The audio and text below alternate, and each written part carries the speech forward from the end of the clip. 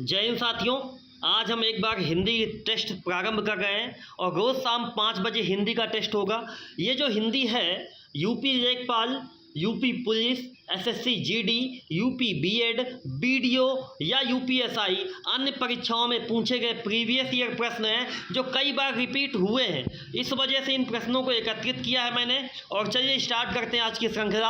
आप सभी लोग फटाफट जवाब देते रहिएगा। तो चलिए बताइए, आज की श्रृंखला का पहला क्वेश्चन है। आज की श्रृंखला का पहला क्वेश्चन है, आप देख सकते हैं कि वाच्य के कितने भेद होते हैं। आज की श्रृंखला का पहला क्वेश्चन, वाच्य के कितने भेद होते हैं? 2, 5, 7, 3। तो दोस्तों वाच्य के कितने भेद होते हैं? 3 भेद होते हैं। कौन कौन से होते हैं? तो कर्तवाच्य होता है, कर्मवाच्य होता है और भाववाच्य होता है। वाच्य के कितने भेद होते हैं? 3 भेद होते हैं। एक कर्तवाच्य होता है, एक कर्मवाच्य होता है और दूसरा भाववाच्य होता है। चलिए अगला क्वेश्चन देखते हैं। वह दिन भर पढ़ता है। क्वेश्चन नंबर अगला है, वह दिन भर पढ़ता रहता है। रेखांकित पद में अव्यय का भेद बताइए। परिणामवाची, निपात, समुच्चयबोधक, प्रश्नवाचक। तो भैया इसमें निपात अव्यय है। क्या है? निपात अव्यय है। वह दिन भर पढ़ता रहता है, दिन भर वहाँ पे कौन सा अव्यय है? तो निपात अव्यय। और जरा ध्यान से सुन लीजिए भैया, ये निपात अव्यय क्या होता है? तो जरा ध्यान से सुनिए कि जो अव्यय किसी शब्द या पद के बाद जुड़कर उसके अर्थ में विशेष प्रकार का बल भर देते हैं। जैसे हम कह दें वह पढ़ता है तो कुछ खास नहीं, लेकिन अगर कह दें कि वो दिन भर पढ़ता है तो वहाँ निपात होगा, है विशेष प्रकार का बल देता है। जैसे आपने देखा होगा, जैसे कहते हैं वह केवल ईमानदार है, तो केवल लग गया तो मतलब वो क्या है? निपात हो जाएगा। चलिए अगला क्वेश्चन देखते हैं। अगला क्वेश्चन है, कोष्टक में दिए गए विराम चिन्ह का नाम क्या है? प्रश्नवाचक, अल्प विराम, पूर्ण विराम, विस्मय बोधक। फटाफट बताइए कि कोष्टक में दिए गए विराम चिन्ह का नाम क्या है? तो इसे बोलते हैं बेटा विस्मय बोधक। क्या बोलते हैं? विस्मय बोधक बोलते हैं बच्चों। ठीक है, चलिए अगला क्वेश्चन देखते हैं फटाफट। बाल की खाल निकालना मुहावरे का अर्थ क्या होता है? बढ़ा चढ़ा कर बात कहना, गुण दोष की परख करना, बहुत मीन मेख कर निकालना, मुश्किल काम करना। बाल की खाल निकालना मतलब बहुत मीन मेख करना। तो इसका सही जवाब हो जाएगा सी नंबर। मतलब देखा होगा कुछ लोग बाल की बहुत खाल निकालते हैं। ठीक है, तो इसका सही जवाब हो जाएगा सी नंबर से को। चलिए फटाफट कमेंट करते रहिए बच्चों। अच्छा लगे तो वीडियो को लाइक कर दीजिएगा, ना अच्छा लगे तो कोई बात नहीं। जबरदस्ती नहीं कहूँगा कि लाइक कर दीजिए या शेयर कर दीजिए, आपकी इच्छा करे तो कर दीजिएगा। चलिए अगला क्वेश्चन। 4 दिन की चांदनी फिर अंधेरी रात, लोकोक्ति का अर्थ क्या है? 4 दिन की चांदनी फिर अंधेरी रात, लोकोक्ति का अर्थ क्या है? थोड़े दिन का सुख, चांद ना दिखाई देना, 4 दिन चांद दिखना, सुख ही सुख होना। तो 4 दिन की चांदनी मतलब थोड़े दिन का सुख। यहाँ पे ए नंबर एकदम करेक्ट आंसर हो जाएगा। चलिए अगला क्वेश्चन देखते हैं। साहित्य में रस का क्या अर्थ होता है? चलिए अगला क्वेश्चन बताइए, फटाफट जवाब दे दीजिए कि साहित्य में रस का क्या अर्थ होता है। अच्छा लगे तो वीडियो को लाइक, सब्सक्राइब और शेयर जरूर कीजिएगा।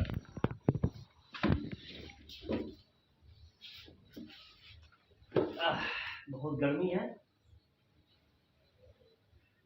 चलिए भाई बताइए, साहित्य में रस का अर्थ क्या होता है? तो साहित्य की मिठास। चलिए बताइए, फटाफट बताते रहिए।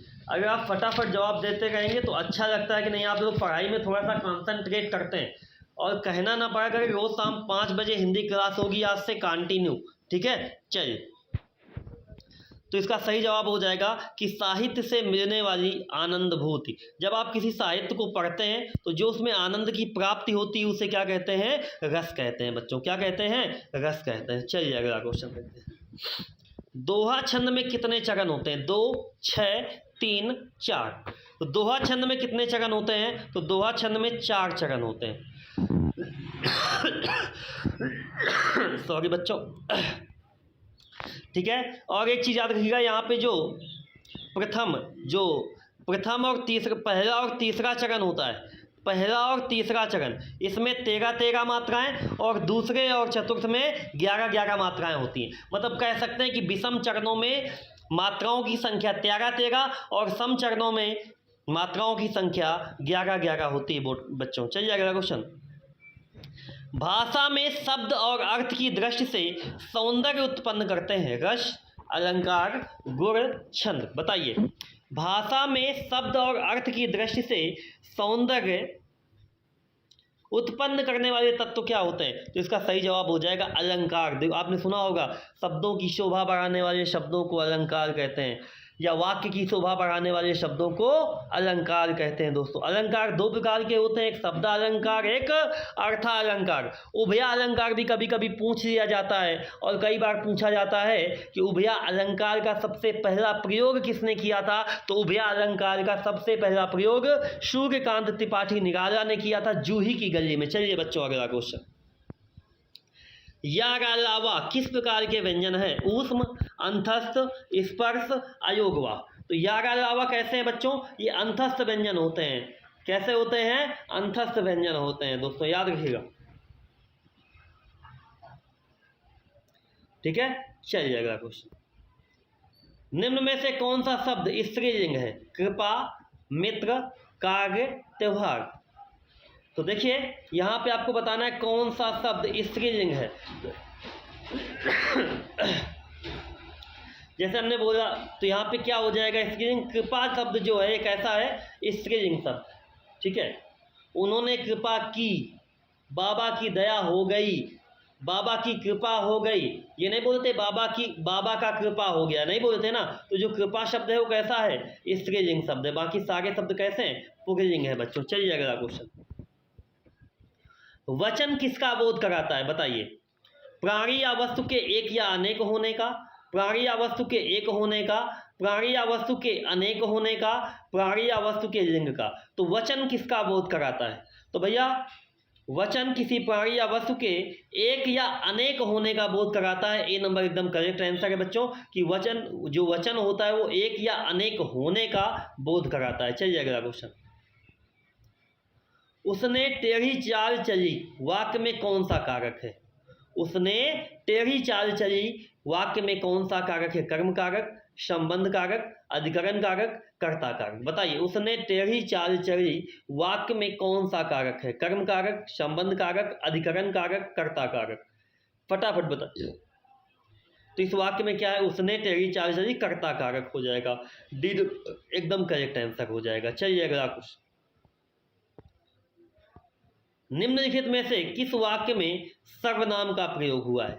आज बरसात होगी, मैं कल दिल्ली जा रहा हूँ, घर का कार्य कर लो, सीमा और रीमा बहनें हैं।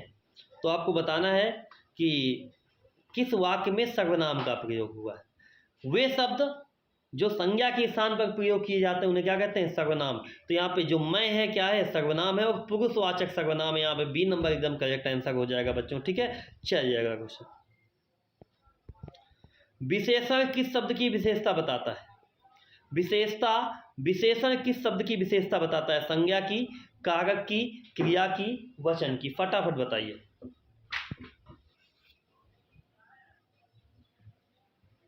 तो संज्ञा की विशेषता बताने वाले शब्दों को विशेषण कहते हैं। जैसे हम कह दें कि आकाश नीला है, तो आकाश जो है वो संज्ञा है, लेकिन नीला है ये विशेषण है। ठीक है, विशेषता बताने वाले शब्दों को विशेषण कहते हैं, और संज्ञा की विशेषण जो विशेषता बताते हैं उन्हें क्या कहते हैं? विशेषण कहते हैं। चलिए अगला क्वेश्चन। कर्म के आधार पर क्रिया के कितने भेद होते हैं? 3, 4, 6, 2। फटाफट बताइए। तो कर्म के आधार पर क्रिया के 2 भेद होते हैं। एक सकर्मक क्रिया होती है और एक अकर्मक क्रिया होती है दोस्तों। एक सकर्मक क्रिया होती है, एक अकर्मक क्रिया होती है। चलिए अगला क्वेश्चन। व्याकरण में काल का अर्थ है, व्याकरण में काल का क्या अर्थ है? अंत, समय, पीड़ा, मृत्यु। व्याकरण में काल का अर्थ क्या है? अंत, समय, पीड़ा या मृत्यु। तो भैया इसका सही जवाब हो जाएगा समय। जैसे हम बोलते हैं ना, तमाम देखा होगा, भूतकाल, भविष्यकाल, है ना। तो यही सारी चीज़ें समय होता है। वो क्या होता है? समय होता है। चलिए, यह ताले की चाबी है, रेखांकित में कौन सा कारक है? यह ताले की चाबी है, रेखांकित में कौन सा कारक है? संप्रदान, अपादान, करण, कर्ता।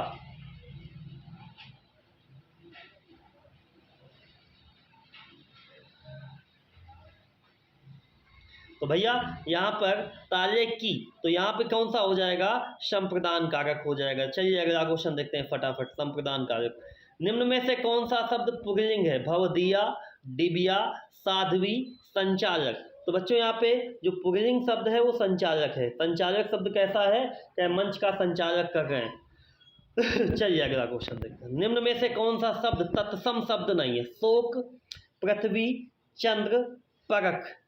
तो देखिए बच्चों, परख है ये तद्भव है, यही है जो परख है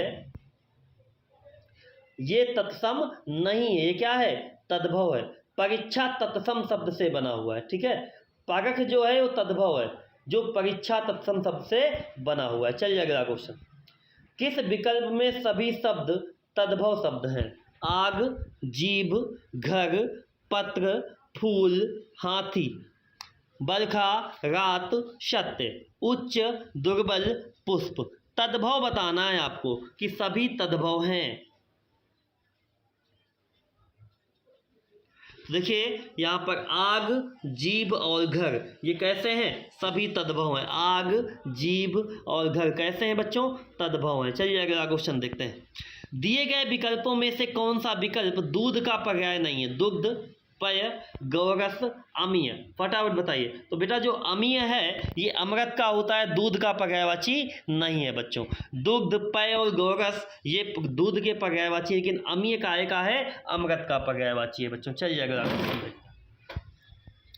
सापेक्ष का सही विलोम शब्द क्या होगा, निरपेक्ष, परोक्ष, प्रतिपक्ष, स्पष्ट। तो सापेक्ष का सही विलोम शब्द क्या होगा, निरपेक्ष, परोक्ष, प्रतिपक्ष, स्पष्ट। फटाफट बताइए। तो सापेक्ष का सही विलोम शब्द हो जाएगा निरपेक्ष हो जाएगा। तो सापेक्ष का निरपेक्ष हो जाएगा, सापेक्ष का निरपेक्ष हो जाएगा, परोक्ष का प्रत्यक्ष हो जाएगा, प्रतिपक्ष का प्रत्यक्ष हो जाएगा, स्पष्ट का अस्पष्ट हो जाएगा, ठीक है। चलिए अगला क्वेश्चन देखते हैं। अंक शब्द के अनेकार्थी शब्द समूह का चयन कीजिए। अंक शब्द के अनेकार्थी शब्द समूह का चयन कीजिए। अंग गोदी हिस्सा, गोद संख्या अध्याय, संख्या भाग टुकड़ा, अध्याय समय अवस्था। अंक शब्द के अनेकार्थी मतलब अंक के कौन कौन से अनेकार्थी शब्द होते हैं, फटाफट बताइए। तो भैया इसके क्या क्या होते हैं, तो इसका सही जवाब क्या हो जाएगा, तो गोद, संख्या और अध्याय, इसका सही जवाब हो जाएगा बी नंबर। अंक का मतलब गोद भी होता है, अंक का मतलब संख्या भी होता है और अंक का मतलब अध्याय भी होता है। बी नंबर एकदम करेक्ट आंसर है साथियों। चलिए, अपराध बोध से होने वाली ग्लानि, वाक्यांश के लिए एक शब्द लिखिए। अपराध बोध से होने वाली ग्लानि, लज्जा, निंदा, आत्मग्लानि, पश्चाताप।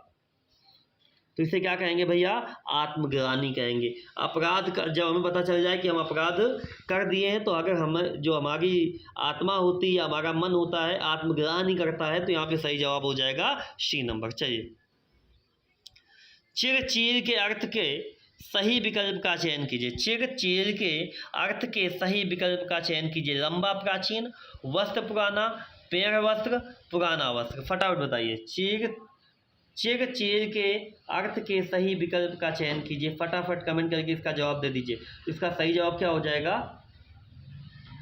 पुराना वस्त्र। चिर का मतलब होता है पुराना और चीर का मतलब होता है वस्त्र। सही है, तो यहाँ पे सही जवाब हो जाएगा डी नंबर दोस्तों। चलिए अगला क्वेश्चन। सम उपसर्ग से बना शब्द है, अगला क्वेश्चन है, सम उपसर्ग से बना शब्द है संयोग, सुकर्म, समभाव, स्वयं। तो देखिए भैया इसका सही जवाब क्या हो जाएगा, समधन योग, संयोग। यहाँ पर ए नंबर एकदम करेक्ट जवाब है। समधन योग उपसर्ग से क्या बना हुआ है, समयोग बना हुआ है। चलिए अगला क्वेश्चन।